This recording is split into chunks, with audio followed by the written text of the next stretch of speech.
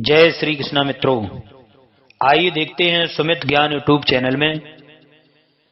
कहते हैं हमारे मन ही बंधन और मुक्ति का कारण होता है।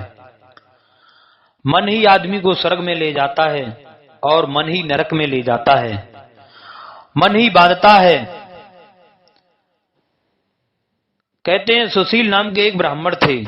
उनके दो पुत्र थे। बड़े का नाम था सुव्रत और छोटे का व्रत।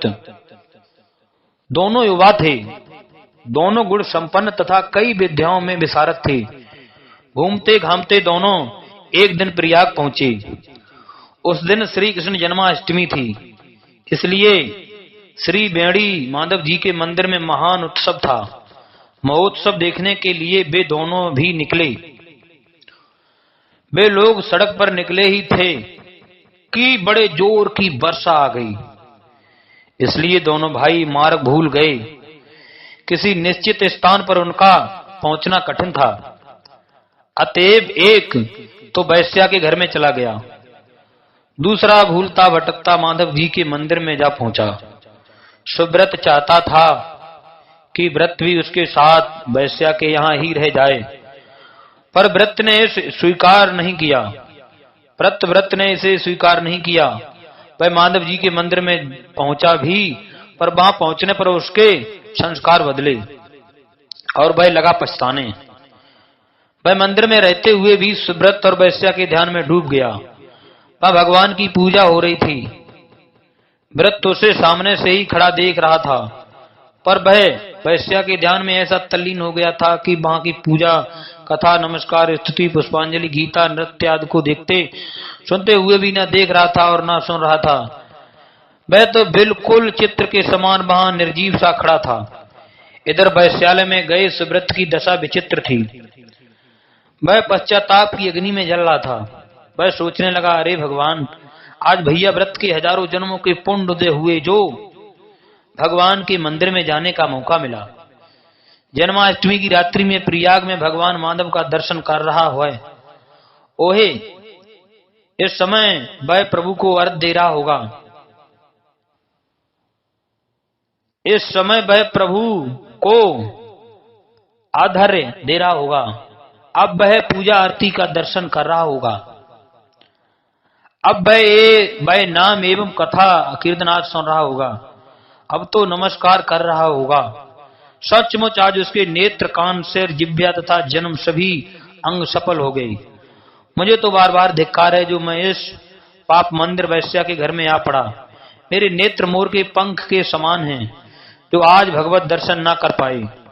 हाय, आज संत समागम के बिना मुझे यहाँ एक एक क्षण युग से बड़ा मालूम होने लगा है। अरे देखो तो, मुझ दुरात्मा के आज कितने जन्मों के पाप उदित हुए कि प्रयाग जैसी मोक्षपुरी में आकर भी मैं घोर दुष्ट संगम में फंस गया। इस तरह सोचते हुए दोनों की रात बीत गई। प्रातःकाल उठकर भी दोनों परस्पर मिलने चले। वे अभी सामने आए ही थे कि वज्रपात हुआ और दोनों की तत्क्षण मृत्यु हो गई। तत्काल वहां 3 यमदूत और 2 भगवान विष्णु के दूत आ उपस्थित हुए। यमदूतों ने तो व्रत को पकड़ा और विष्णु दूतों ने सुव्रत को साथ लिया। ज्यों ही वो लोग चलने के लिए तैयार हुए, तो ही सुव्रत घबराया सा बोल उठा, अरे आप लोग यह कैसा अन्याय कर रहे हैं? कल के पूर्व तो हम दोनों समान थे, पर आज की रात में वैश्यालय में रहा हूं और वह व्रत मेरा छोटा भाई माधव जी के मंदिर में रहकर परम पुण्य अर्जन कर चुका है। अतएव भगवान के परम धाम में वही जाने का अधिकारी है, हो सकता है। अब भगवान के दोनों पार्षद ठाका मारकर हंस पड़े। वे बोले, हम लोग भूल या अन्याय नहीं करते। देखो, धर्म का रहस्य बड़ा सूक्ष्म तथा विचित्र है। सभी धर्म कर्मों में मन शुद्धि ही मूल कारण है। मन से भी किया गया पाप दुखद होता है और मन से भी चिंतित धर्म सुखद होता है। आज तुम रात भर शुभ चिंतन में लगे रहते हो। आज तुम रात भर शुभ चिंतन में लगे रहे हो, अतएव तुम्हें भगवत की प्राप्ति हुई।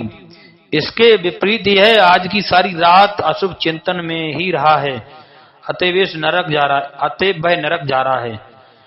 इसलिए सदा धर्म का ही चिंतन और मन लगाकर धर्म अनुष्ठान करना चाहिए, भगवान का चिंतन करना चाहिए, भगवान का भजन करना चाहिए, भगवान का कीर्तन करना चाहिए, क्योंकि हमारा मन जिस जगह होता है हम वहीं होते हैं।